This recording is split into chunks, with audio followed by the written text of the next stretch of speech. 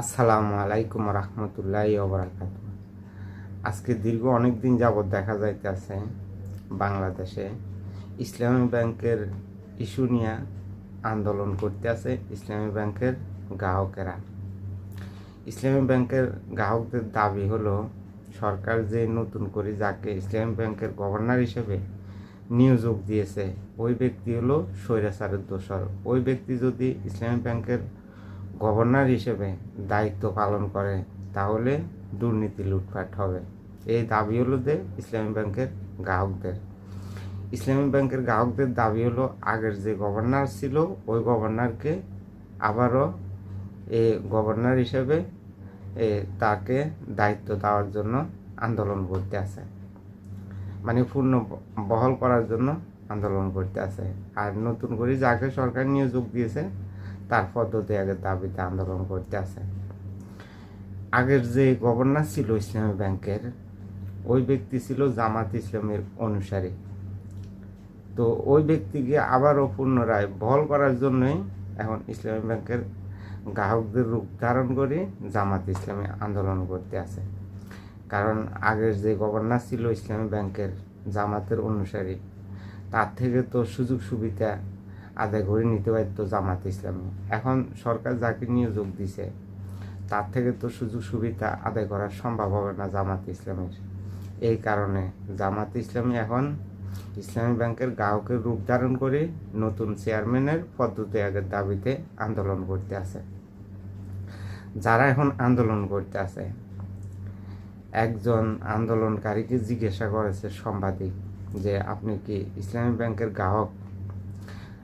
তো ওই ব্যক্তি বলতে আছে হ্যাঁ আমি ইসলামী ব্যাংকের গ্রাহক। তো সাংবাদিক প্রশ্ন করল যে আপনার ইসলামী ব্যাংকে কত টাকা আমানত আছে? ওই ব্যক্তি সঠিক উত্তর দিতে পারেনি। একবার বলেছে 7-8 লাখ টাকা, আবার বলেছে 5-6 লাখ টাকা। আরও একজন আন্দোলনকারীকে ইসলামী ব্যাংকের যে গ্রাহক দাবি করতে আছে ওকেও প্রশ্ন করেছিল সাংবাদিক যে আপনি কি ইসলামী ব্যাংকের গ্রাহক? ওই ব্যক্তি বলতে আছে আমি ইসলামী ব্যাংকের গ্রাহক না। তো আপনি এই আন্দোলনে কেন এসেছেন? উনি বলতে আছে আমার ভাই ইসলামী ব্যাংকের গ্রাহক, আমার বাইর হয়ে আমি এই আন্দোলনে এসেছি। তার মানে বুঝে যাইতে আছে এখানে ইসলামী ব্যাংকের গ্রাহক পরিচয় যারা আন্দোলন করতে আছে তারা কেউ ইসলামী ব্যাংকের গ্রাহক না। তারা সবাই জামাত শিবিরের নেতাকর্মী।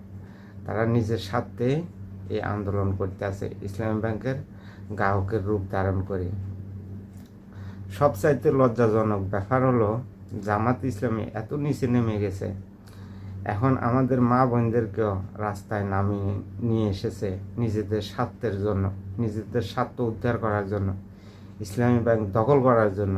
তো এটা আমাদের জন্য লজ্জাকর। এখন আজকে সচিবালয় গিরোয়া দিছে এই আমাদের মা বোনদেরকে নিয়ে এই ইসলামী ব্যাংকটা দখল করার জন্য। আগে যে চেয়ারম্যান ছিল ওই চেয়ারম্যান হলো যে জামাত ইসলামের অনুসারী।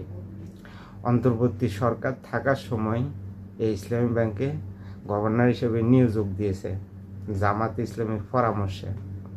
কারণ জামাত ইসলামী চাইতে আছে এই ইসলামী ব্যাংকটা তাদের নিয়ন্ত্রণে রাখার জন্য। এখন সরকার যাকে নতুন করে নিয়োগ দিছে তার থেকে তো জামাত ইসলামী সুযোগ সুবিধা পাবে না। এই কারণে জামাত ইসলামী এই সুযোগ সুবিধা আদায় করার জন্য তাদের পুরানো যে গভর্নর ছিল ইসলামী ব্যাংকের ওই গভর্নরকে আবার বল করে তারকে ইসলামী ব্যাংকের দায়িত্ব দেওয়ার জন্য তারা আন্দোলন করতে আছে নতুন চেয়ারম্যানের পদ্ধতি আগের দাবিতে। তো এই জামাত ইসলামী নিজের স্বার্থেই সব কিছু করে থাকে, দেশের স্বার্থ বিবেচনা করে না, জনগণের স্বার্থ বিবেচনা করে না। তারা নিজের স্বার্থেই সব কিছু করে থাকে।